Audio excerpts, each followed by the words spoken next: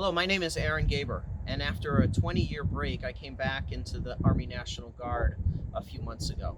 Now, when I was in rabbinical school, I had met Rabbi Arnie Resnikoff, who is a retired Navy chaplain, and I heard his experiences, the work that he was doing in the Navy, the interfaith work, the religious support, the pastoral care that he provided to an important segment of our American society.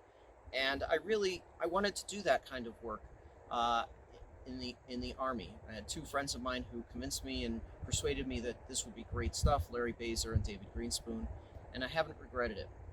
Now, as I said, I took a break for 20 years. When I moved from my first pulpit in Maryland, where I was in the Maryland National Guard, to New Jersey, my synagogue was much bigger.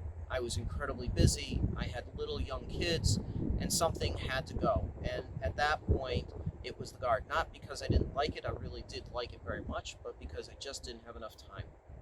And about a year and a half ago, Larry Bazer and I were talking, and he was trying to persuade me to come back in. And I said to him, I can't come back in, I'm too old. And he said, no, you could get an age waiver, and you could come back in and serve. I said, okay.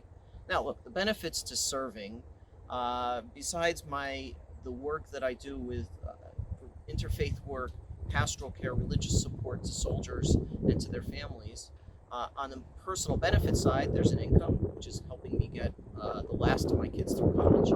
There's also health care.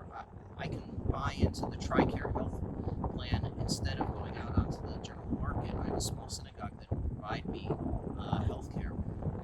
And it's incredibly good policy, and it helps a lot, and it's very inexpensive comparatively. I have to say that I just finished my first annual training with my transportation battalion, and it was just great work. And I remembered all the reasons why I wanted to work with soldiers to help provide them pastoral care during difficult, stressful times. One of my companies is getting ready to mobilize a year and a half from now, and that brings a whole other level of stress. And I get to help pastor them. I provide religious support, make sure their spiritual needs are cared for, and I get to do a lot of interfaith work, helping people to understand where we as different faith groups have commonalities, and when we disagree, what we can do to get past that disagreement. So it's really been a great experience. If you're considering, or you might want to consider the Guard or Reserve chaplaincy as a congregational rabbi, I encourage you to really look seriously at it. It's a great way to